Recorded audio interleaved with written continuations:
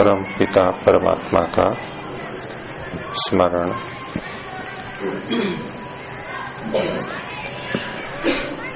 सर्वव्यापक, मेरे अंदर भी विद्यमान निराकार परमात्मा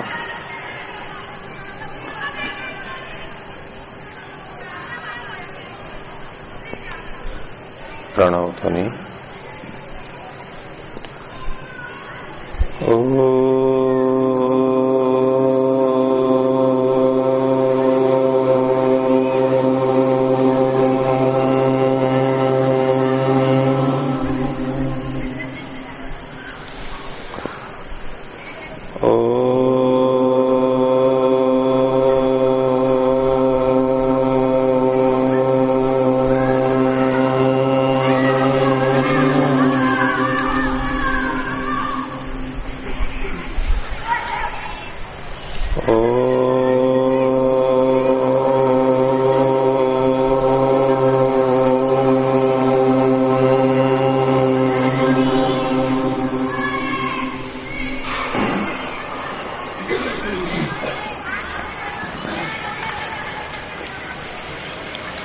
आप लोगों के प्रश्नों के उत्तर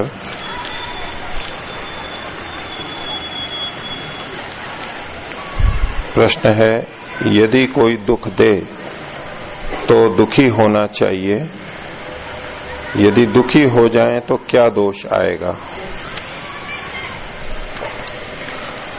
कोई दुख दे रहा है और हम दुखी हो रहे हैं तो दोष क्या आएगा? दोष का मतलब पाप। पाप क्या लगेगा? उस रूप में ना लें इसको। दुख हो रहा है, यही अपने आप में हमारे लिए हानि की बात है।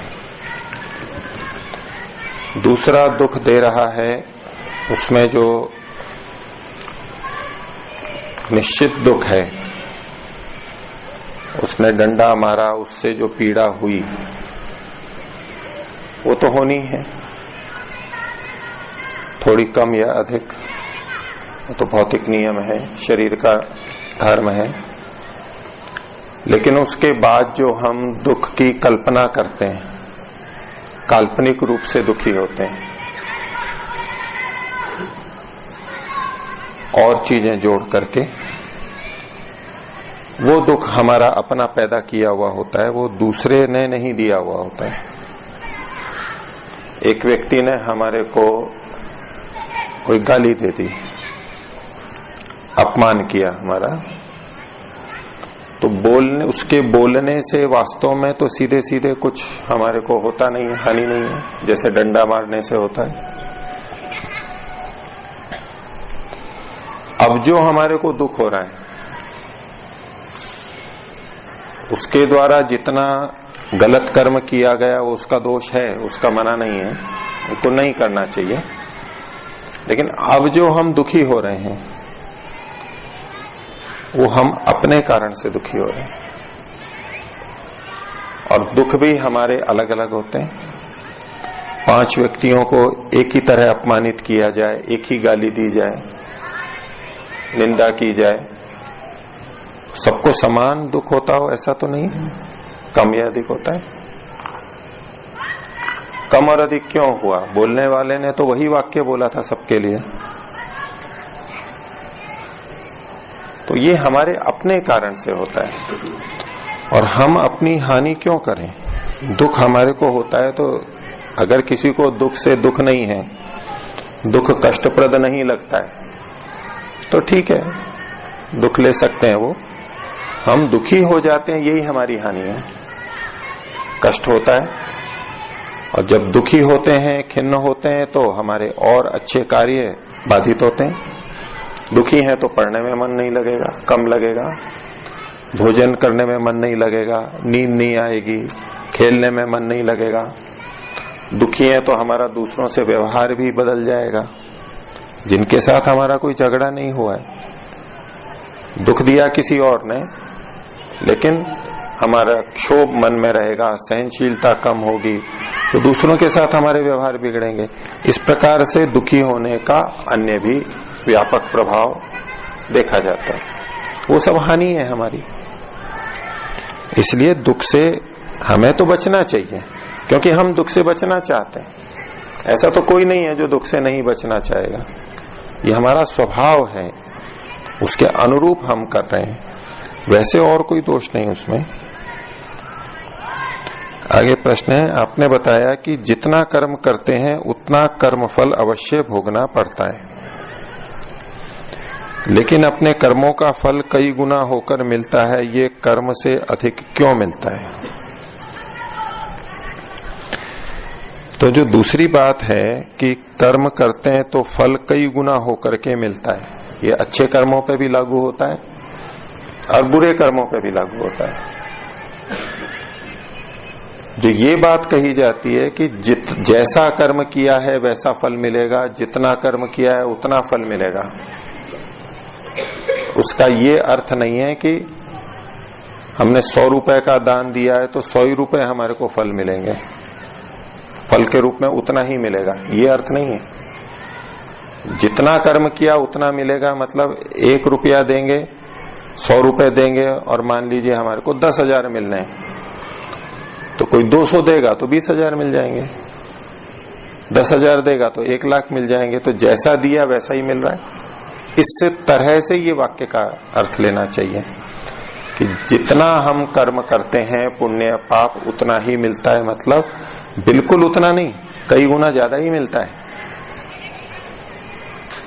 तो जितना गेहूं बोएंगे उतना उगेगा।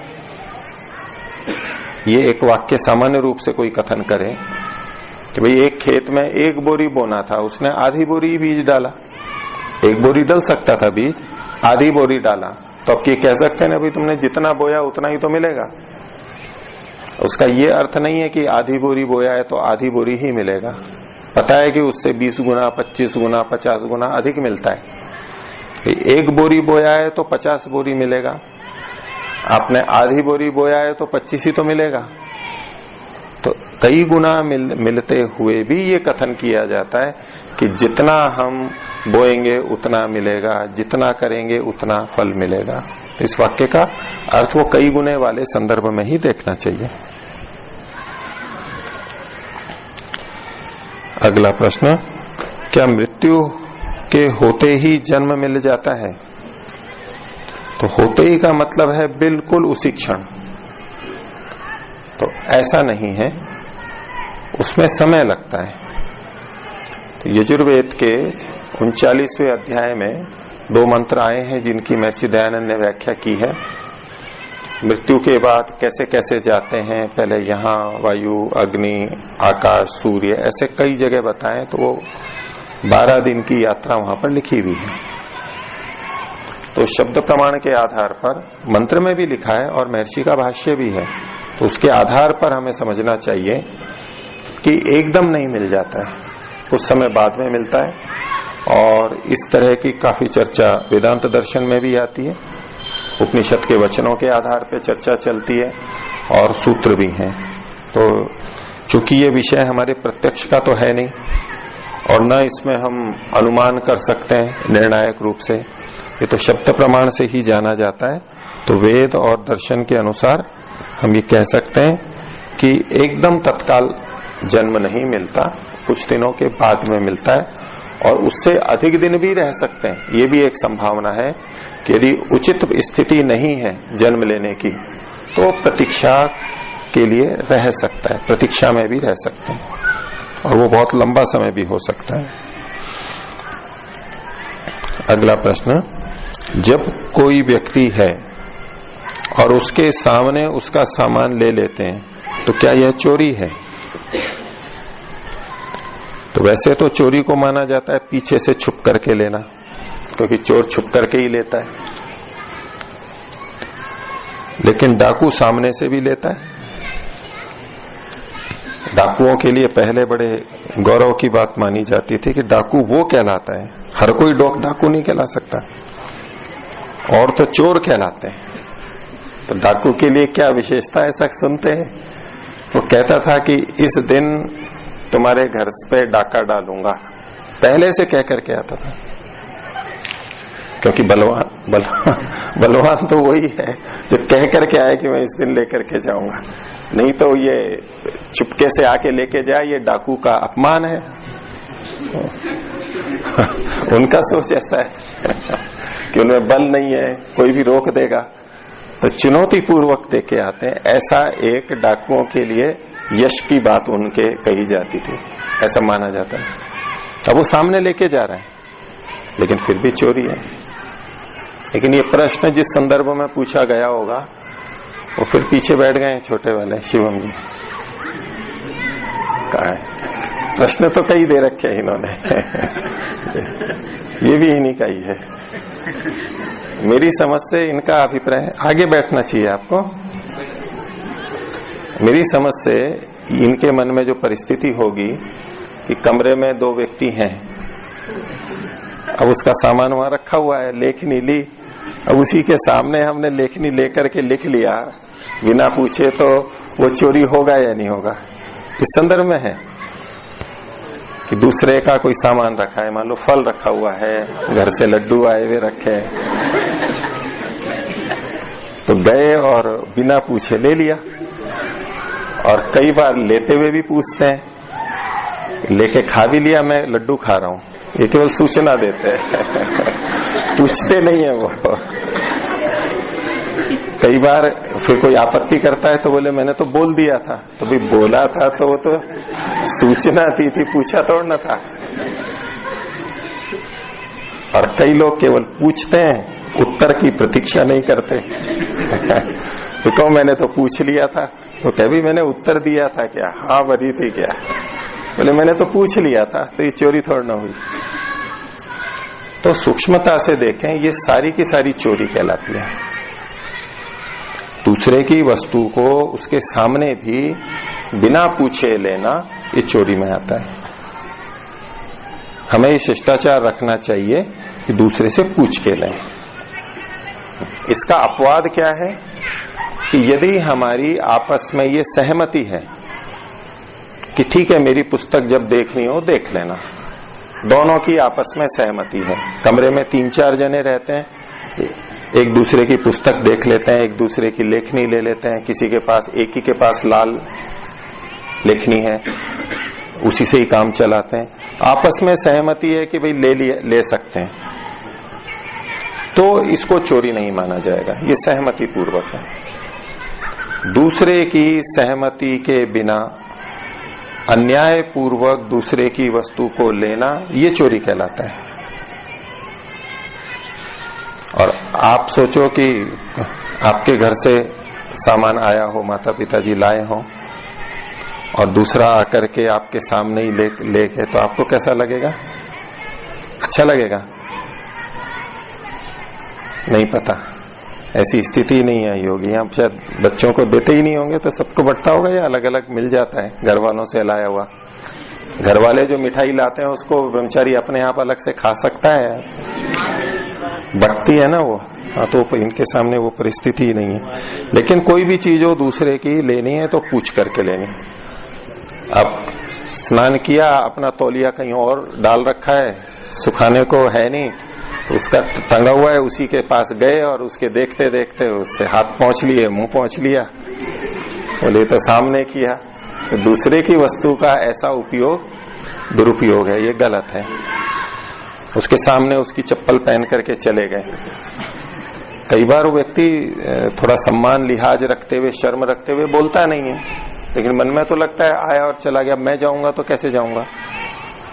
तो हमेशा स्वीकृति पूर्वक जाना चाहिए, और स्वीकृति भी नम्रता से लेनी चाहिए, क्योंकि हम दूसरे की वस्तु ले रहे हैं। कई बार स्वीकृति भी अभिमान पूर्वक ली जाती है, अपना हक जमाते हुए, ऐसा कहते हुए, रौब दिखाते हुए, और मैं ले रहा हूं तेरी चीज या ले लूं तेरी चीज, ऐसे थोड़ी जबरदस्ती होती है। विनम्रता पूर्वक पूछ करके और वो हाँ करते हैं तो लेनी चाहिए, नहीं तो चोरी है। अगला प्रश्न, हम दूसरों का उपकार करते हैं तो हमारा पुण्य कर्माशय बढ़ता है। यह कैसे होता है? क्या हम दूसरे असहाय गरीबों को समृद्ध करके परमात्मा की व्यवस्था में अव्यवस्था तो नहीं करते? क्योंकि इसके पीछे क्या मान्यता है कि जो भी व्यक्ति जैसा भी है, दुखी है, अभावग्रस्त है, वो अपने कर्मों के अनुसार है और कर्मों का फल परमात्मा की व्यवस्था से मिला है। अब अगर हम उसको सहायता करें तो परमात्मा की व्यवस्था को भंग कर रहे हैं, क्योंकि परमात्मा उनको उनके कर्मों के अनुसार दंड देना चाहता है, उनके पाप कर्म को काटना चाहता है, इसलिए उन्हें ऐसे गरीब घरों में जन्म देता है। क्या ऐसा होता है या नहीं? तो उत्तर तो है ऐसा नहीं। पहली बात तो ये समझिए कि किसी व्यक्ति को दुख है या अभाव है, वो सारा उसके कर्मों, पिछले कर्मों के अनुसार नहीं होता है। वर्तमान समाज, परिस्थिति, राज्य, घर, उन सब के अन्याय के कारण भी ऐसा होता है। हाँ, जन्म परिवार में मिला ये परमात्मा की व्यवस्था है, जैसे भी माता पिता मिले, जैसा भी घर मिला, लेकिन फिर भी बहुत सारी स्थितियां दूसरों के द्वारा पैदा की भी होती हैं, अन्यायपूर्वक होती हैं। इसलिए पहला एक बड़ा सिद्धांत है ये, इसमें बहुत त्रुटि होती है और हम कर्मानुसार जब ये चीजें मानते हैं तो जिसके पास जो भी है वो उसके कर्मों के अनुसार ही है, ये मान लेते हैं। अब किसी को ऐसी नौकरी मिली जहां रिश्वत अधिक ली जाती है तो बोले मेरे पुण्यों का फल था जो मेरे को ऐसी नौकरी मिली, दूसरे को तो नहीं मिली। तेरे को खाने का अवसर ही नहीं मिला, तेरा भाग्य ही नहीं है, मेरा भाग्य है। अब उसको वो अपना हक समझ लेता है। ऐसा नहीं, हमारी समृद्धि और हमारी हीनता, उसमें पिछले कर्म भी कारण होते हैं और हमारे वर्तमान के कर्म व्यवहार भी कारण होते हैं। और अन्यों द्वारा हमारे को अन्यायपूर्वक दुख दिया जाना या अभाव पैदा करना या सुख देना या अति समृद्ध कर देना, ये अन्यायपूर्वक होता है। इसलिए किसी की कोई भी स्थिति है, निर्धन स्थिति जो प्रश्न के संदर्भ में है, तो ये नहीं समझना चाहिए पहली बात कि ये सारा का सारा उसके कर्मों के कारण ही है। समाज का अन्याय भी बहुत होता है। अब वो मजदूर मजदूरी कर रहा है, समाज ने व्यवस्थाएं ही ऐसी बना रखी है शोषण की कि उसको बहुत कम वेतन मिलता है। अब यूं तो कोई उसको गलत नहीं कहेगा कि भाई ठीक है इतना ही मिलता है यहां तो, लेकिन है वो शोषण, पूरा समाज में ही शोषण हो रहा है और उसको स्वीकृति, मान्यता प्राप्त है। उसको कोई गलती नहीं मानता, उतने कम वेतन को कोई गलती नहीं मानता। ऐसे में यदि किसी की निर्धनता है तो ये उसके कर्म के कारण से ही नहीं है, समाज, व्यक्ति, किसी के भी द्वारा अन्याय शोषण के कारण भी है। तो आपके प्रश्न को दो भागों में बांट रहा हूं। जो अन्याय पूर्वक किसी के साथ है वहां तो ये प्रश्न ही नहीं उठेगा कि हम परमात्मा की व्यवस्था को भंग कर रहे हैं, ये तो दूसरों के अन्याय पूर्वक है, उसको हटाने का काम हम कर सकते हैं, सेवा का काम कर सकते हैं, दूसरे के लिए सहयोग कर सकते हैं। और जो परमात्मा की तरफ से भी है, कर्मों के अनुसार भी है, उसके विषय में भी परमात्मा का ये निर्देश है कि हम निर्धनों की, दुखियों की सेवा करें। ये व्यवस्था है। और किसी का निर्धन परिवार में जन्म हुआ इसका ये अर्थ नहीं है कि वो उतना ही धन का अधिकारी है। जन्म वहां हो गया, पुण्य और भी हो सकते हैं उसके। तो जैसे हम उसकी सेवा करते हैं, उसको सहयोग देते हैं, तो उसके अपने पुण्य कर्माशयों का फल हम एक तरह से उसको दे रहे हैं। हम नहीं दे रहे जानबूझ करके, लेकिन हम उसकी सेवा कर रहे हैं, हमारा पुण्य बन रहा है और उसके पुण्य कर्माशय में से उसको सहयोग मिल रहा है।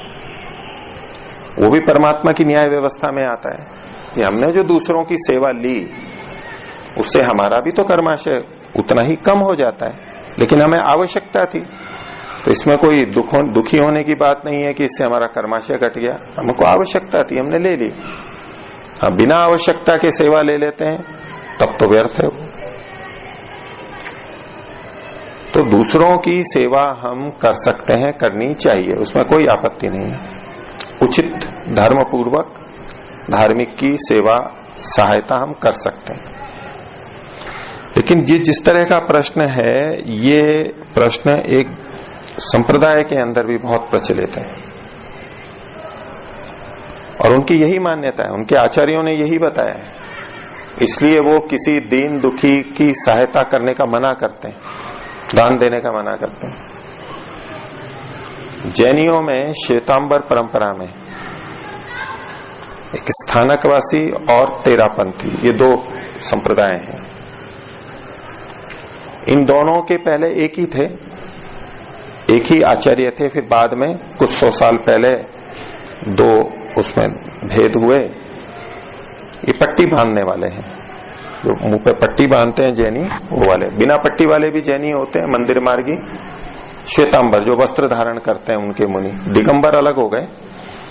श्वेतांबरों में भी एक मंदिर मार्गी होते हैं, जो यानी मूर्ति पूजा करते हैं और मुख पे पट्टी नहीं बांधते हैं वो, उनके साधु संत। और एक वर्ग है जो मूर्ति पूजा नहीं करता है, मूर्ति पूजा का खंडन करता है। जैसे हिंदू धर्म में आर्य समाज मूर्ति पूजा का खंडन करता है, ऐसे ही ये भी मूर्ति पूजा का खंडन करते हैं जैनियों में। सब जैनी मूर्ति पूजक नहीं है। ये वो वर्ग था। इसके भी दो वर्ग हुए, उसमें एक स्थानकवासी है और एक तेरापंथी है, जिनके एक आचार्य तुलसी जी काफी प्रसिद्ध हुए हैं, महाप्रज्ञ जी काफी प्रसिद्ध हुए हैं, राष्ट्रपति के साथ भी काफी संपर्क उनके रहे, बहुत यात्रा करते रहे।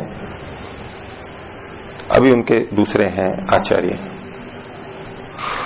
इनके ग्रंथों में ये लिखा हुआ है, इनकी मूल मान्यता ये है कि जितना हमें जो भी दुख मिल रहा है वो हमारे कर्म के कारण से मिल रहा है, ये एक मानते हैं। कर्म के ऊपर जैन मत संप्रदाय में बहुत चर्चा है, बहुत चर्चा करते हैं वो।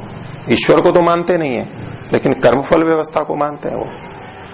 तो कर्म के बारे में उनके शास्त्रों में बहुत चर्चा मिलती है, उनके यहाँ पुस्तकें भी बहुत मिलती हैं और विचित्र विचित्र मान्यताएं हैं।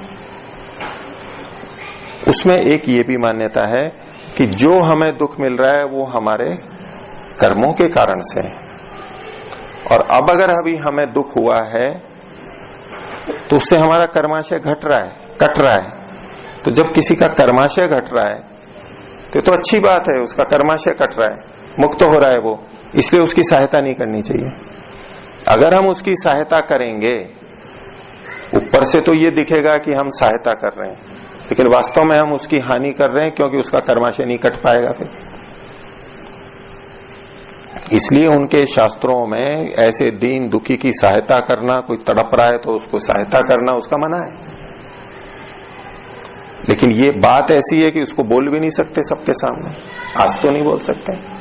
उनके अपने मत संप्रदाय में बात होती है तो बोल सकते हैं वो, लेकिन बाहर जहां सार्वजनिक मंच पे है, इस बात को कोई बोल थोड़ा ना सकता है। बोलेंगे तो कहेंगे ये कौन सा धर्म है। और यद्यपि उनके मानने वाले भी बहुत दान पुण्य करते हैं, सहयोग करते हैं, धर्मशालाएं बनाते हैं, चिकित्सालय खोलते हैं, ये सब है, व्यवहार में नहीं है, क्योंकि वो स्वीकार नहीं होता है। सब पुण्य करने की प्रवृत्ति रहती है, लेकिन सिद्धांत उनका यही है। और इसके कारण से वो चिकित्सा भी नहीं लेते हैं कि चिकित्सा लेंगे तो हम, इसका मतलब है हम अपने पाप कर्माशय को कम करने से बच रहे हैं, जबकि हमारा उद्देश्य क्या है, हमें पाप कर्माशय कम करना है। मुक्ति ही की हुई ऐसे ही मानते हैं। हम पाप कर्माशय को भोग भोग के जितना जल्दी समाप्त कर देंगे उतनी जल्दी मुक्ति होगी। और इसीलिए जो पिछले प्रसंग में भी मैं बात कर रहा था, उपवास की, प्यासे रहने की, शरीर को कष्ट देने की, वो सब क्यों करते हैं? उनको यही लाभ दिखाई देता है, इससे हमारा कर्माशय कम हो जाएगा, घट जाएगा और हम मुक्ति की तरफ जल्दी जाएंगे। इसलिए तरह तरह के कष्ट, तरह तरह की प्रताड़ना अपने आप को देने की उनमें बहुत प्रचलित है और बहुत उसको अच्छा माना जाता है, उसको पूजा जाता है, उसकी घोषणा की जाती है, देखो ये इसको पालन कर रहे हैं, इस व्रत को पालन कर रहे हैं। उसकी समाप्ति पर बड़े बड़े समारोह होते हैं, भोज होते हैं, ये बहुत बड़े उनके उत्सव और उसके रूप में माना जाता है। जो भी ऐसे अपने आप को कष्ट दे करके करता है। केश लुंचन भी करवाते हैं, बाल खींच खींच करके उखाड़ते हैं। उनके साधु संत जो होते हैं उनके काटते नहीं है, काटने का नहीं होता है, केश लुंचन का होता है। आपने देखा हो कभी किसी ने, एक एक बाल खींचते हैं, आप सोचो कितना दर्द होता है, खून आता है, सूजन हो जाती है, दिक्कत होती है। उनका तरीका है हालांकि थोड़ा सा कम कष्ट होता है, लेकिन खींचते हैं, बहुत खींचते हैं। कभी देखो उनको केशवंचल, और समारोह पूर्वक होता है, सैकड़ों हजारों लोग बैठते हैं, मंच से होता है, बहुत उसकी पुण्य मानते हैं, बहुत उसकी पूजा आदर करते हैं, स्तुति करते हैं लोग बाग, महान कार्य मानते हैं। तो इस तरह की मान्यता प्रचलित है, ये वैदिक धर्म के विपरीत है, ऐसा हमें नहीं करना चाहिए। सहायता हमें हमारी को उनकी सहायता करनी ही है, उचित सहायता, धर्म पूर्वक सहायता हमें करनी है, ये वैदिक धर्म की व्यवस्था है, वो हमारे सबके लिए हितकर है। और कर्म की व्यवस्था, कर्म कितना भोगना है वो अपने अपने ढंग से जो भुगतना है वो भुगेगा, लेकिन हमें तो अब दूसरों को सहयोग करना ही है, दूसरों को सहयोग करना चाहिए, उसको कष्ट से हटाना चाहिए।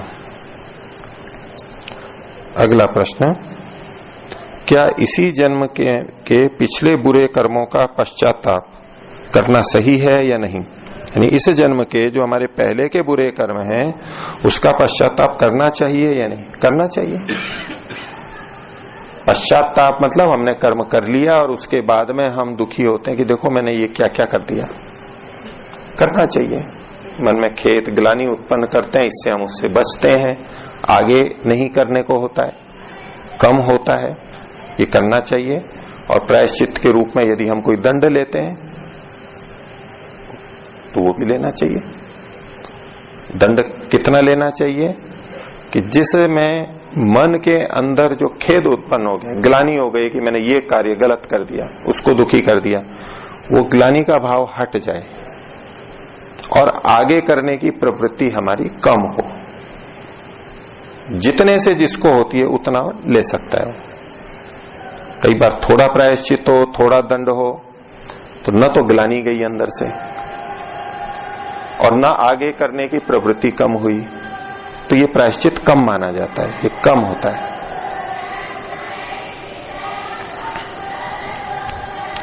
अगला प्रश्न भी प्रायश्चित का है। यम नियम के भंग होने पर इसका क्या प्रायश्चित होता है?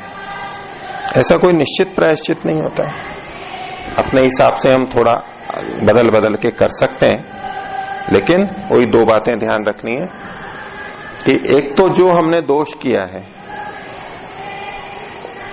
उसके कारण जो मन में खिन्नता पैदा हो गई है कि मैंने गलत किया है, तो इतना प्रायश्चित कर लें कि वो खिन्नता मन से चली जाए कि हाँ मैंने ये गलत किया और मैंने अब इसका ये प्रायश्चित किया है। मेरे एक मन का खेद समाप्त हो जाता है। एक होता है कि खेद बना रहता है,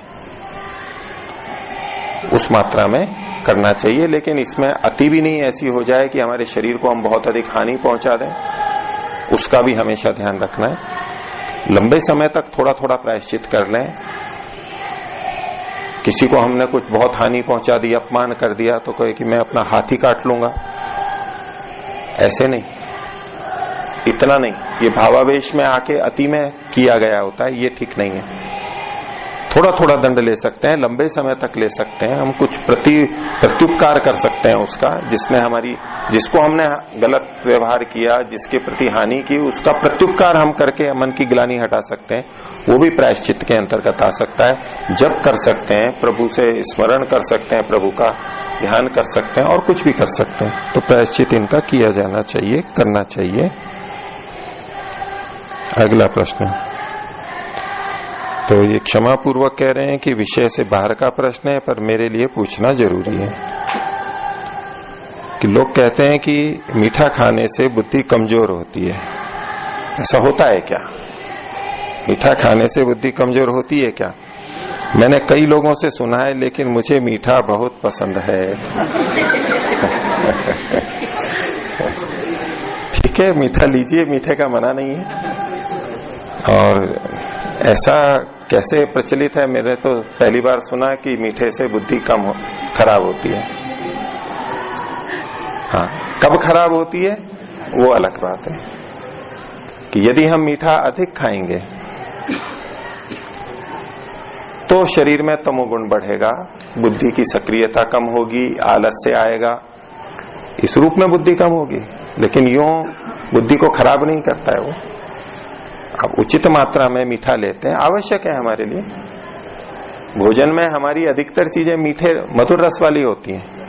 मिठाई ही नहीं, चावल खाते हैं वो भी मीठा ही होता है, मधुर रस वाला होता है। रोटी खाते हैं वो भी मधुर रस वाले होती है।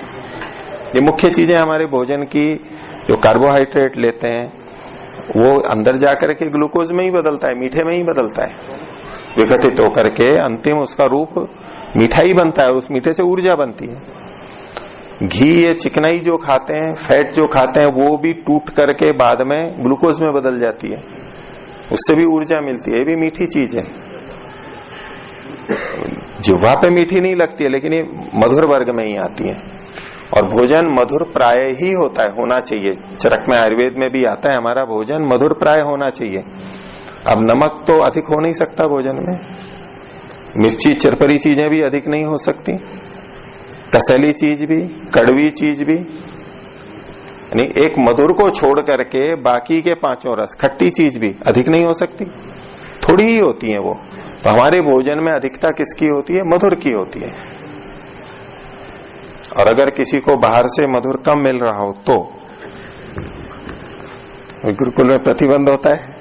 अभी सुबह आपको दूध फीका मिल रहा है, मैंने सुना है मीठा नहीं मिलता है। आज से मीठा डल गया, आज तक तो फीका ही था, तो आगे की आशा है कि कल से नहीं होगा। तो वहां जो न्याय दर्शन पढ़ने जाते हैं तो उनको फीका दूध मिलता है।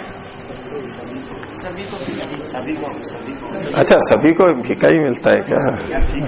अच्छा अच्छा। तो मीठा बनाने का क्या तरीका है? नहीं, यूं तो मीठा होता है उतना, लेकिन रोटी को भी और मीठा बनाना हो तो उसको थोड़ा अधिक चबाते हैं तो मीठा हो जाती, मीठी होती है रोटी। होती है नीचे अधिक चबाने से कैसे? तो खूब चबा के खाए तो मीठा हो जाएगा, अगर कम मिलता है तो। कैसे होता है वो? तो परमात्मा ने व्यवस्था कर रखी है। मुख में जो लार निकलती है उसमें एक रसायन होता है, एंजाइम होता है, टायलिन बोलते हैं उसको। वो कार्बोहाइड्रेट पर क्रिया करके उसको ग्लूकोज में परिवर्तित करता है, यहीं से बदलना शुरू हो जाता है। आप पहला शुरू में खाएंगे तो रोटी वैसी मीठी नहीं लगेगी, फीकी फीकी लगेगी, लेकिन अगर आप उसको चबाते रहो, सब्जी दाल न लेकर के रोटी वैसे खा करके देखिए कभी, मुंह में डाल के और चबाइए, और थोड़ी देर बाद में चबाना अच्छी तरह से है। जैसे जैसे लार मिलेगी उसी समय ग्लूकोज बनना शुरू होता है, मीठा बनना शुरू हो जाता है। तो अगर मीठा नहीं मिलता है तो मीठा बनाने का फैक्ट्री आपके मुख में है, उसकी कुछ पूर्ति आप ऐसे कर सकते हैं। लोगों को पता भी नहीं लगेगा कि ये मीठा अधिक खाते हैं। ठीक है, तो आपको पूछना है इसमें मीठे के बारे में, आपका ही था प्रश्न? नहीं, दूसरा प्रश्न नहीं, दूसरा तो आप लिख के दे दीजिए या तो फिर पूछना। अभी फिर समय हो गया 9 बजे, आगे फिर देखेंगे, अभी इतना ही रखते हैं।